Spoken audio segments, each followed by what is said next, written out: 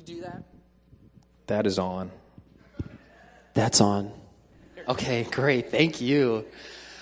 I'm Jim Houliston, and from San Diego, and I spray paint Bibles. Are you from San Diego? Okay.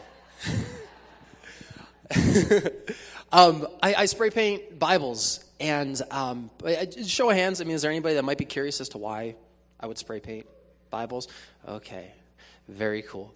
Well, I had a desire to read the Bible back in 2005, and it wasn't because I wanted to change my life or stop having the one-night stands I was having or doing the drugs I was doing or the partying I was doing, but it was honestly to become educated in my opinion on why I didn't like Christians.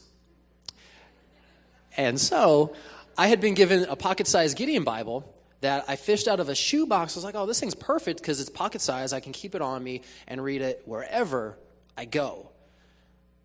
But I didn't do that because it said Holy Bible on the very front cover, and I didn't want to be associated with what I thought that was all about at that time. And so I one day had the idea to spray paint the cover.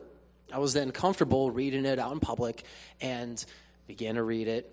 Started thinking, maybe this is a little different from what I thought it was about. So I invited Christ into my life, and for any of us who know, stuff happens after that. And I began to believe in this as being beyond coincidentally true. And so what I found out I was doing was I was ordering more Gideon Bibles and spray painting them and keeping them on me because I'd be out at places and I'd be trying to share with somebody like, okay, like this thing recently happened, like, and I would tell them about it, but I'd be like, don't take my word for it. And I'd pull one out and be like, just read this.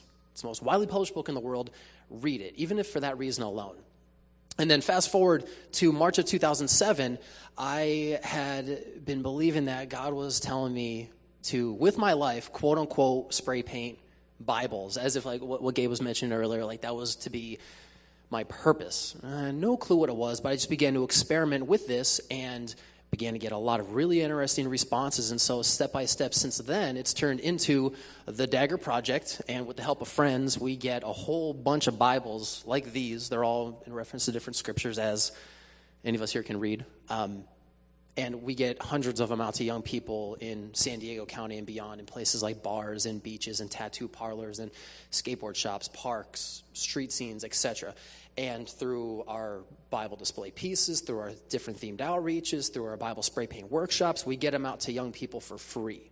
But I come to places like this with the hopes of being able to generate some support in order for us to be able to do this. And as far as the vision I have for this international scope, millions of young people getting these. And so if this is something that any of you guys are interested in supporting, there's opportunities for that. You can purchase a Dagger back there.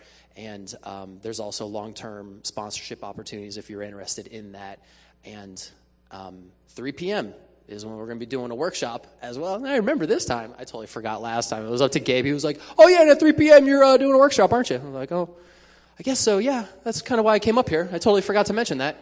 So, yeah, we're doing that. And I don't think I missed anything else. But if you have any other questions, please just come and see me. Thanks, Gabe. Thank you.